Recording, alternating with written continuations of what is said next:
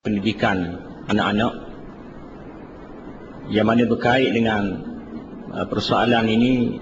Saya bukanlah orang yang terbaik untuk bercakap berkait dengan soal pendidikan anak-anak.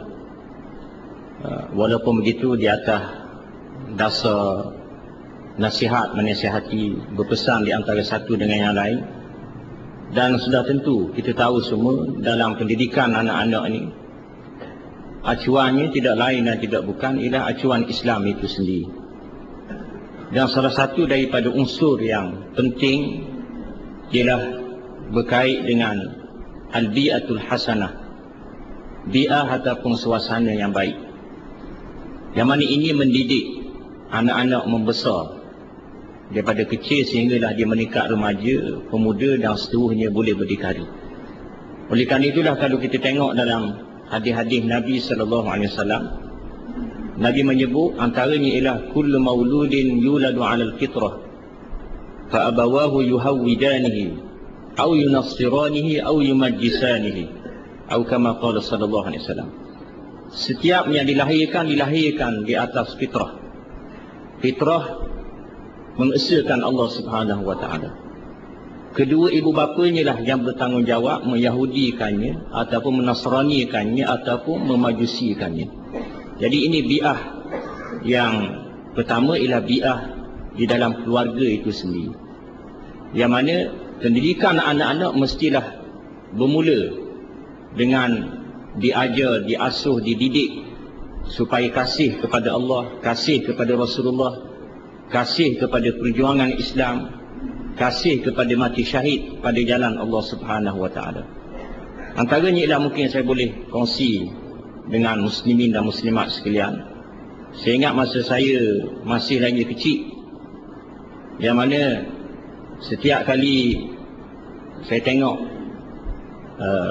ayah nak keluar daripada rumah, saya akan tanya nak pergi ke mana. Dia akan jawab nak pergi berjihad. Jadi ini adalah merupakan satu pendidikan yang mana boleh mendidik anak-anak kita supaya kasih kepada jihad pada jalan Allah, kasih untuk syahid pada jalan Allah Subhanahu wa taala. Kemudian dalam hadis yang lain, Nabi sallallahu alaihi wasallam juga menyebut berkait dengan seorang lelaki yang mana dia bunuh 99 orang, kemudian nak bertaubat. Lalu dia pergi berjumpa dengan seorang abid. Abid itu kata, Tuhan ada ampun dosamu. Membunuh orang ramai sangat, dosamu ni besar. Lalu dia pun ambil pedang bunuh si abid ini, cukup 100 orang. Kemudian dia pun pergi berjumpa dengan orang alim.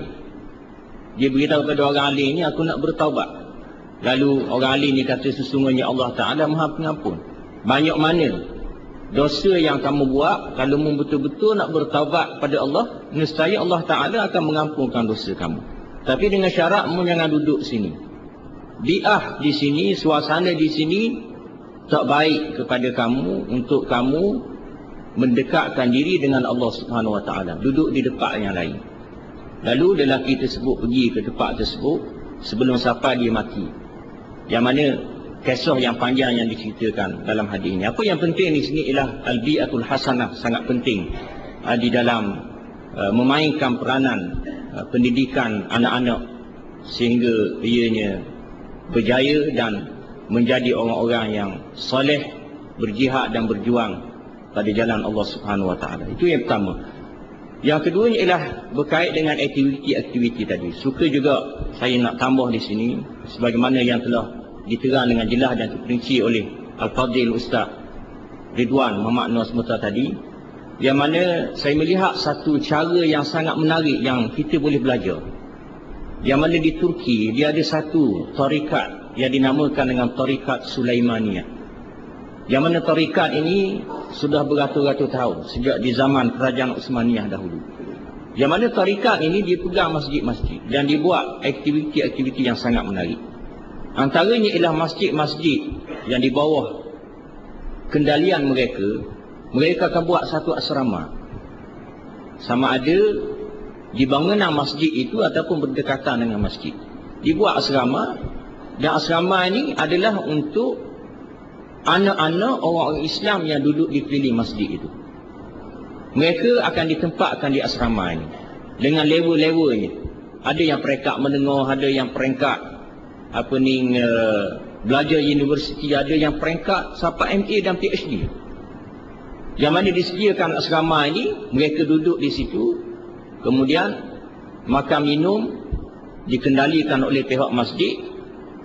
Pada tiap-tiap pagi, yang mana mereka akan keluar pergi ke sekolah masing-masing. Yang ni pergi ke sekolah ni, yang tu pergi ke sekolah itu. Kemudian balik ke asrama itu, dan mereka akan mendekatkan diri mereka dengan masjid, dengan aktiviti-aktiviti daripada masjid juga. Jadi ini satu pendekatan yang sangat baik yang kita boleh belajar. Kemudian berkait dengan soalan yang ketiga yang ditimbulkan tadi, berkait dengan bahasa dan bangsa. Apa yang saya faham daripada soalan tersebut, yang mana dikaitkan dengan Nabi-Nabi dan Rasul-Rasul alaihi wassalatu wassalam.